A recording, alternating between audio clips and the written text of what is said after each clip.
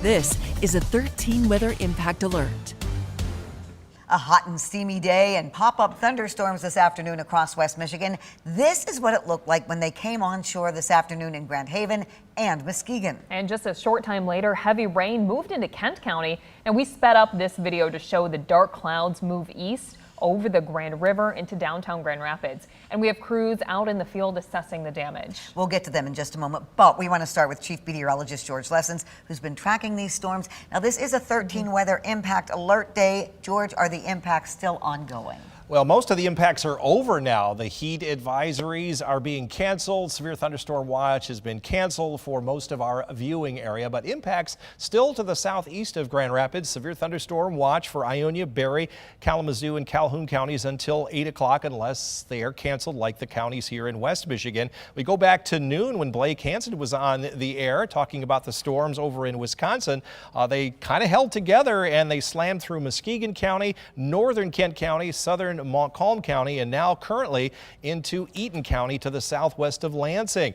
There was some 70-mile-per-hour wind gusts out on the pier in Muskegon. Most of the wind gusts between about 45 and 50 miles per hour, but it's been a while since we've had strong storms, so that did bring down some trees and some limbs and some power lines, mainly limbs and power lines, especially around Belmont there at 319 and Grattan. There was an Age barn that completely blew down because of those 50-mile-per-hour winds. So far, this is not only Consumers Energy, but all the other cooperative electrical entities. 50,000 customers without power here in West Michigan. There are more off to the north and east, but just here in West Michigan, we have 50,000 customers, the most here in Kent County with nearly 20,000. It is a warm afternoon. We did get up into the low 90s as the storms have come through. We have dropped into the 70s to mid 80s. It's currently 98 in Chicago, and it's very humid. Dew points still around 70 plus.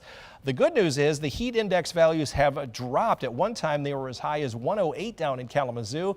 Our heat index values now have dropped into the 80s and 90s. So the impacts from the severe weather and the heat are waning at this hour.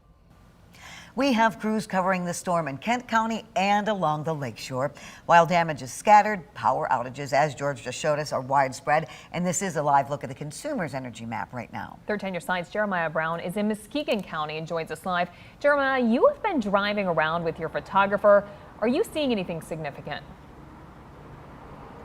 Well, Julia and Elena, we haven't seen too much widespread damage. We did pass a large portion of a tree that was down on US 31 southbound, and you will see that in just a moment. But we're here live near Hackley and Seaway Drive, where there was a Consumers Energy crew that was here just a few minutes ago. They were kind of grouping up. They were doing some work here, and they left to go to another area to help get power restored. We're actually right next to a local clothing store that is closed now because they don't have power. This is one of the larger outage areas in the Muskegon area, and like you said, like George said, 50,000 people in West Michigan are without power right now. But here in Muskegon County, the outages are not as numerous as we're seeing in Kent County.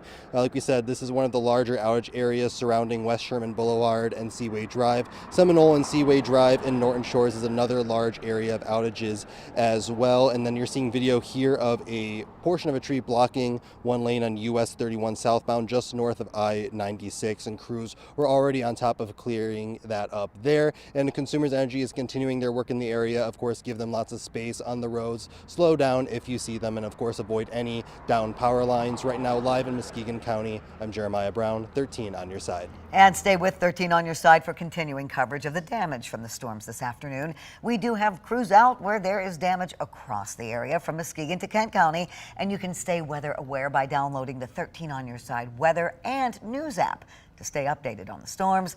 You can also send us your storm photos by texting 616-559-1310. And on days like this, it's important to protect yourself against heat exhaustion and heat stroke. I spoke with Dr. Arashdeep Lid with Corewell Health today. She says her best advice is to stay indoors with air conditioning or fans, but not everyone can do that. So if you have to be outside, limit the time, stay in the shade, wear cool, light colored clothing, stay hydrated, and do not overexert yourself physically. Heat exhaustion can set in less than an hour, even sooner, and deadlier for people at a higher risk, like those with COPD, asthma, or diabetes. So the core temperature is essentially going higher, And when that happens, your kidneys will start to shut down because, your fluid intake and output is not matching up. The sooner you recognize these prodromal or early symptoms, you would catch the, like a heat exhaustion, because we don't want to get to a heat stroke. Early signs of heat exhaustion are feeling dizzy, thirsty, sweating heavily, or feeling nauseated. Signs of heat stroke include that, but also feeling confused or even fainting. If you're feeling symptoms of heat stroke, call 911. Also, Dr. Lid urges you to check on senior neighbors, especially if they don't have air conditioning, and limit young children's time outdoors, as they may not be able to vocalize if they're feeling any of these symptoms.